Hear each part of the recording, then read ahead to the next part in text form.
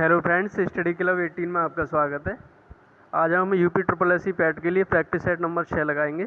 इससे पहले 5 practice set हो चुके हैं। आपने नहीं देखे तो प्लेलिस्ट में जाकर के देख सकते हैं। चलिए शुरू करते हैं। सबसे पहला प्रश्न है कि मध्य प्रदेश स्थित प्रसिद्ध सांची स्तूप का निर्माण किसने किया। ऑप्शन है, ऑप्शन नंबर 1 है Bimbisara, option number 2 Bindusara, option number 3 है बृहद्रथ या ऑप्शन नंबर 4 अशोक। इसका सही आंसर है ऑप्शन नंबर 4 यानी अशोक ने सांची स्तूप का निर्माण कराया था।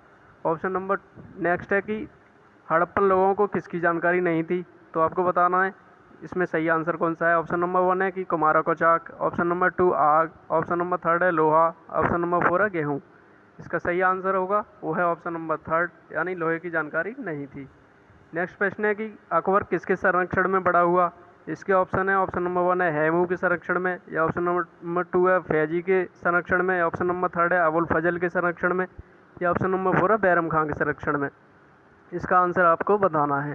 सही आंसर है इसका ऑप्शन नंबर 3 यानी अकबर का संरक्षण किया था वो किसने किया था, अबुल फजल ने किया था। नेक्स्ट प्रश्न है कि 1857 का विद्रोह क्या था, तो आपको बताना है। इसके ऑप्शन है, ऑप्शन नंबर 1 ब्रिटिश सेना में भारतीय सैनिकों का विद्रोह था, या ऑप्शन नंबर 2 असंतुष्ट राजा और नवाबों का विद्रोह था, या ऑप्शन नंबर 3 है किसान बुनकर और व्यापारियों का विद्रोह था, ऑप्शन नंबर 4 है उपयुक्त सभी। तो इसका सही आंसर है वो है ऑप्शन नंबर 1 यानी 1857 ब्रिटिश सेना में भारतीय सैनिकों का विद्रोह था।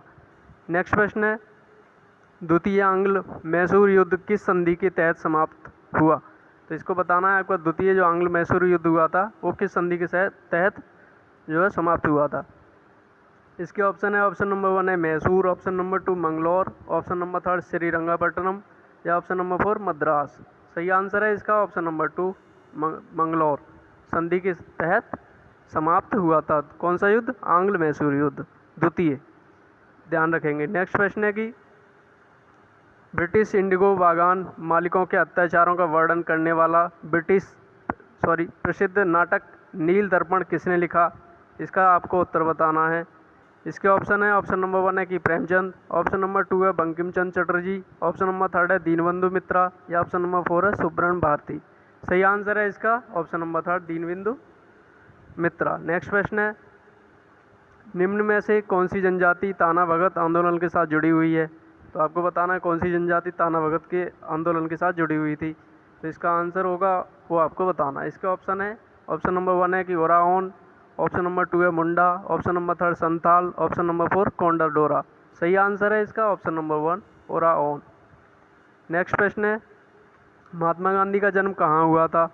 तो इसके ऑप्शन है मध्य प्रदेश में, ऑप्शन नंबर 2 असम में, ऑप्शन नंबर 3 राजस्थान में, या ऑप्शन नंबर 4 गुजरात में। सही आंसर होगा वो ऑप्शन नंबर 4 होगा यानी गुजरात में गांधी जी का जन्म हुआ था। नेक्स्ट प्रश्न है कि सरदार वल्लभ भाई पटेल की तुलना निम्नलिखित में से किससे की जाती है, ये आपको बताना है। ऑप्शन नंबर 1 है कि माजनी से, ऑप्शन नंबर 2 कैबूर से, ऑप्शन नंबर 3 है गैरीवाल्डी से, या ऑप्शन नंबर 4 बिस्मार्क से। तो सरदार वल्लभ भाई पटेल को भारत का बिस्मार्क कहा जाता है। इसका सही आंसर है ऑप्शन नंबर 4 बिस्मार्क। नेक्स्ट प्रश्न है कि किस क्षेत्र में लवणता अधिक होने की संभावना है। इसके ऑप्शन दे रखे हैं, आपको बताना है। ऑप्शन नंबर 1 है हिंद महासागर, ऑप्शन नंबर 2 लाल सागर, ऑप्शन नंबर 3 है उत्तरी प्रशांत महासागर, या ऑप्शन नंबर 4 उत्तरी अटलांटिक महासागर। तो अधिक तक लवणता की बात करें तो ये मिलेगी आपको लाल सागर में। सही आंसर होगा इसका ऑप्शन नंबर 2। नेक्स्ट प्रश्न, नेक्स्ट है कि टुंड्रा प्रदेश का महत्वपूर्ण क्रियाकलाप क्या है, ये आपको बताना है। इसके ऑप्शन है, ऑप्शन नंबर 1 है मत्स्य उद्योग, ऑप्शन नंबर 2 पशुपालन, ऑप्शन नंबर 3 है शिकार करना, या ऑप्शन नंबर 4 कृषि करना। सही आंसर है वो है पशुपालन यानी टुंड्रा प्रदेश का महत्वपूर्ण क्रियाकलाप है पशुपालन। नेक्स्ट प्रश्न है कि भारत की निम्नलिखित कौन सी पर्वत श्रृंखला सर्वाधिक प्राचीन है, यानी कौन सी जो श्रृंखला है पर्वतीय श्रृंखला सबसे प्राचीन है, यह आपको बताना है। तो इसके ऑप्शन है, option number 1 Himalaya, option number 2 Vindhya, option number 3 है अरावली, ऑप्शन नंबर 4 है सह्याद्री। तो भारत की सबसे प्राचीन पर्वत श्रृंखला है वो है अरावली। इसका सही आंसर है ऑप्शन नंबर 3। नेक्स्ट प्रश्न है, निम्नलिखित राज्यों में से किस राज्य में सिमलीपाल वायु रिजर्व स्थित है। आपको बताना है सिमलीपाल वायु रिजर्व कहाँ पर स्थित है। तो इसके ऑप्शन है, ऑप्शन नंबर 1 है Punjab, option number 2 Delhi, option number 3 है उड़ीसा, या ऑप्शन नंबर 4 पश्चिम बंगाल। तो ये सिमलीपाल जो बायो रिजर्व स्थित है वो कहाँ स्थित है? उड़ीसा में। सही आंसर है इसका ऑप्शन नंबर 3। नेक्स्ट प्रश्न, भारत के कृष्ण क्रांति किस उत्पाद के विनिर्माण से संबंधित है? ये आपको बताना है। इसके ऑप्शन है, ऑप्शन नंबर 1 है काठ कोयला से, ऑप्शन नंबर 2 कच्चा पेट्रोलियम से, ऑप्शन नंबर 3 है हीरा से, ऑप्शन नंबर 4 है काला चना से। इसका सही आंसर है वो है कच्चा पेट्रोलियम, यानी ऑप्शन नंबर 2 इसका सही आंसर है। भारत की कृष्ण क्रांति किससे संबंधित है? कच्चा पेट्रोलियम से। ये प्रश्न इम्पोर्टेंट है, परीक्षाओं में अक्सर पूछा ही जाता है। नेक्स्ट प्रश्न है कि निम्नलिखित पंचवर्षीय योजनाओं में कौन सी योजना अनावृष्टि और 2 युद्धों के कारण प्रभावित हुई? आपको बताना है कौन सी योजना जो सूखा और 2 युद्ध होने के कारण बहुत अधिक प्रभावित हुई। तो इसके ऑप्शन है, ऑप्शन नंबर 1 है कि प्रथम पंचवर्षीय योजना, ऑप्शन नंबर 2 तीसरी पंचवर्षीय योजना, ऑप्शन नंबर 3 है कि पंचम पंचवर्षीय योजना, या ऑप्शन नंबर 4 छठी पंचवर्षीय योजना। सही आंसर है इसका वो है ऑप्शन नंबर 2, यानी तीसरी पंचवर्षीय योजना प्रभावित हुई थी। नेक्स्ट प्रश्न है कि 12वीं पंचवर्षीय योजना की अवधि क्या है? आपको बताना है कब से कब तक चली थी 12वीं पंचवर्षीय योजना। इसके ऑप्शन है 1 जनवरी 2012 से 31 दिसंबर 2017 तक, ऑप्शन नंबर 2 है कि 1 अप्रैल 2011 से ऑप्शन 31 मार्च 2016 तक, ऑप्शन नंबर 3 है कि 1 जनवरी 2011 से 31 दिसंबर 2016 तक, या ऑप्शन नंबर 4 है कि 1 अप्रैल 2012 से 31 मार्च 2017 तक। इसका सही आंसर है वो है ऑप्शन नंबर 4। नेक्स्ट है कि अंत्योदय अन्न योजना, जिसको शॉर्ट में कहते हैं AAY, की शुरुआत निम्नलिखित में से किस वर्ष शुरू हुई? ये आपको बताना है। इसके ऑप्शन है, ऑप्शन नंबर 1 2000, ऑप्शन नंबर 2 2002 में, ऑप्शन नंबर 3 है कि ऑप्शन 2004 में, ऑप्शन नंबर 4 है कि 2006 में। सही आंसर है इसका ऑप्शन नंबर 1, यानी सन 2000 में इसकी शुरुआत हुई थी। नेक्स्ट प्रश्न है कि कराधान का सामर्थ्य सिद्धांत किसने प्रतिपादित किया? आपको बताना है कि कराधान का सामर्थ्य सिद्धांत दिया था वो किसने दिया था। इसके ऑप्शन है, ऑप्शन नंबर 1 है Adam Smith, option number 2 Edgeworth, या ऑप्शन नंबर 3 जॉन रॉबिन्सन, या ऑप्शन नंबर 4 है कि JS मिल। तो कराधान का सामर्थ्य सिद्धांत के प्रतिपादक थे एडम स्मिथ। सही आंसर है इसका ऑप्शन नंबर 1। नेक्स्ट प्रश्न है कि इंपीरियल बैंक की स्थापना किस वर्ष की गई थी? आपको बताना है इंपीरियल बैंक किस वर्ष स्थापित किया गया।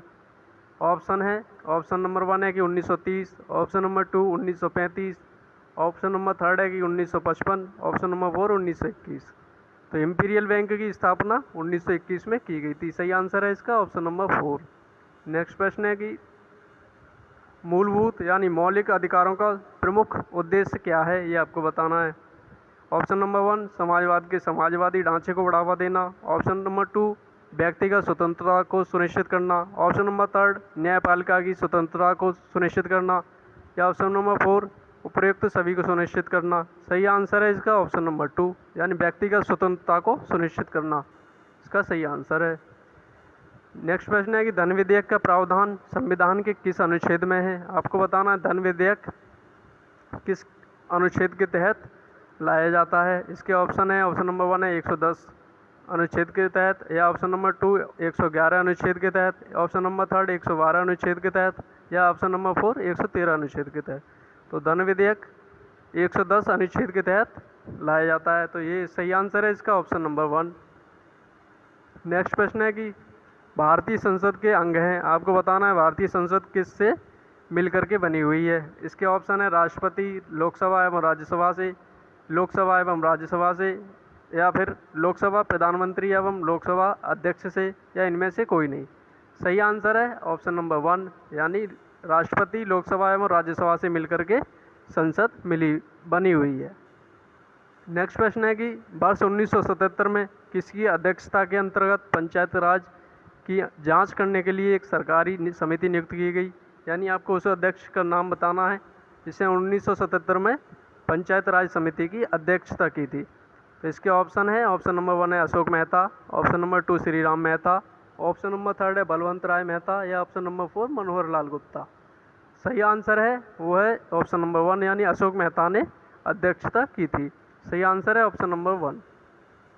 नेक्स्ट प्रश्न है न्यूक्लियस के बाहर DNA कहाँ मिलता है? ऑप्शन है गोल्जी काय में, माइटोकॉन्ड्रिया में, राइबोसोम में, या अंतःद्रव्यी जालिका में। सही आंसर है इसका ऑप्शन नंबर 2, यानी माइटोकॉन्ड्रिया में डीएनए मिलता है। नेक्स्ट प्रश्न है कि जब आँख में धूल जाती है तो उसका कौन सा अंग सूज जाता है और गुलाबी हो जाता है। आपको बताना है जब आँख में धूल जाती है तो कौन सा अंग सूज करके गुलाबी हो जाता है। इसके ऑप्शन है कॉर्निया, रक्तक पटल यानी कॉरोइड, या नेत्र श्लेष्मा, या फिर दृढ़ पटेल। तो सही आंसर है इसका वो है ऑप्शन नंबर 3 यानी नेत्र श्लेष्मला, जिसको कंजक्टिवा कहते हैं। सही आंसर है इसका ऑप्शन नंबर 3। नेक्स्ट प्रश्न है कि भारत में परमाणु ऊर्जा की दीर्घकालीन संभावना देश में किसके भंडार पर निर्भर करती है। ऑप्शन है थोरियम पर, यूरेनियम पर, या प्लूटोनियम पर, या रेडियम पर। सही आंसर है इसका वो है ऑप्शन नंबर 1 यानी थोरियम पर निर्भर करती है। ऑप्शन नंबर 1 इसका सही आंसर है। नेक्स्ट प्रश्न है कि किसी व्यक्ति तक गामा किरणों के माध्यम से स्थानांतरित हुई ऊर्जा को किस इकाई से नापा जाता है। तो इसके ऑप्शन है ऑप्शन नंबर 1 है carries, option number 2 Rutherford, option number 3 है रोंटगन, या फिर विकल्प 4 में है सभी सही है। सही आंसर है इसका ऑप्शन नंबर 3 यानी रोंटगन से गामा किरणों की ऊर्जा को नापा जाता है। नेक्स्ट प्रश्न है कि किस फिल्म ने British academy of film and television arts यानी बाफ्टा 2021 में बेस्ट पिक्चर का अवार्ड जीता है। वो किसने जीता है। इसके ऑप्शन है नोमैडलैंड, या फिर the call of the wild, या ब्लडशूट, या अंकल फ्रैंक। सही आंसर है इसका ऑप्शन नंबर 1 यानी नोमैडलैंड ने बाफ्टा 2021 बेस्ट पिक्चर अवार्ड जीता है। सही आंसर है इसका ऑप्शन नंबर 1। नेक्स्ट प्रश्न है कि भारत के मुख्य चुनाव आयुक्त के रूप में किसे नियुक्त किया गया है। इसके ऑप्शन है सुशील चंद्रा, या फिर राजीव कुमार, या चिंतन वैष्णव, या सुभाष कुमार। सही आंसर है इसका वो है सुशील चंद्रा यानी ऑप्शन नंबर 1 इसका सही आंसर है। ये 24 में मुख्य चुनाव आयुक्त बनाए गए हैं 24 में। नेक्स्ट प्रश्न है कि किसको 78वें वेनिस फिल्म फेस्टिवल का लाइफ टाइम अचीवमेंट अवार्ड मिला है। तो इसके ऑप्शन है ऑप्शन नंबर 1 है रॉबर्टो हुक, ऑप्शन नंबर 2 वेनिला वेनिगिनी, या ऑप्शन नंबर 3 है इनमें से कोई नहीं, ऑप्शन नंबर 4 है कि रॉबर्टो वेनिगनी। सही आंसर है वो है रॉबर्टो वेनिगनी। सही आंसर है वो है ऑप्शन नंबर 4। नेक्स्ट प्रश्न है कि लैंग्वेज ऑफ ट्रुथ एसेज 2003 से 2020 नामक पुस्तक किसने लिखी है। आपको बताना है लैंग्वेज ऑफ ट्रुथ एसेज 2003 से 2020 के रचयिता कौन है। इसके ऑप्शन है ऑप्शन नंबर 1 अरकान Ansari, option number 2 Salman Rushdie, option number 3 है रेहाना, ऑप्शन नंबर 4 है कि सिंगलो नादिया। सही आंसर है इसका ऑप्शन नंबर 2 यानी सलमान रुश्दी ने इस पुस्तक को लिखा है। सही आंसर है इसका ऑप्शन नंबर 2। नेक्स्ट प्रश्न है कि निम्नलिखित में से कौन सा बंदरगाह गुजरात में स्थित नहीं है। यानी 3 बंदरगाह गुजरात में स्थित हैं, बाकी एक आपको पहचानना है ये कौन सा स्थित नहीं है इसमें। इसके ऑप्शन है ऑप्शन नंबर 1 है कि सिक्का बंदरगाह, या ऑप्शन नंबर 2 मुंदड़ा बंदरगाह, ऑप्शन नंबर 3 है कि ओखा बंदरगाह, या ऑप्शन नंबर 4 दिघी बंदरगाह। तो गुजरात में 3 बंदरगाह स्थित है, जबकि चौथा बंदरगाह दिघी बंदरगाह इसमें स्थित नहीं है। इसका ऑप्शन नंबर 4 इसका सही आंसर है। नेक्स्ट प्रश्न है कि निम्नलिखित में से कौन सा उद्योग भारत के 8 महत्वपूर्ण उद्योग में सम्मिलित नहीं है। तो इसके ऑप्शन है ऑप्शन नंबर 1 उर्वरक, ऑप्शन नंबर 2 है कि इस्पात, ऑप्शन नंबर 3 है कपास, या ऑप्शन नंबर 4 प्राकृतिक गैस। सही आंसर है इसका वो है ऑप्शन नंबर 3, ये भारत के 8 महत्वपूर्ण उद्योग में शामिल नहीं है। सही आंसर है इसका ऑप्शन नंबर 3 यानी कपास। नेक्स्ट प्रश्न है कि विश्व ओजोन दिवस प्रतिवर्ष डैश सितंबर को मनाया जाता है। आपको बताना है कि ओजोन दिवस किस तारीख को सितंबर में मनाया जाता है। तो इसके ऑप्शन है ऑप्शन नंबर 1 है 8 सितंबर को, ऑप्शन नंबर 2 16 सितंबर को, ऑप्शन नंबर 3 है कि 12 सितंबर को, या ऑप्शन नंबर 4 है कि 6 सितंबर को। सही आंसर है इसका वो है ऑप्शन नंबर 2 यानी 16 सितंबर को ओजोन दिवस मनाया जाता है। थैंक यू फ्रेंड्स, अगर वीडियो सही लगी हो तो लाइक शेयर सब्सक्राइब करें।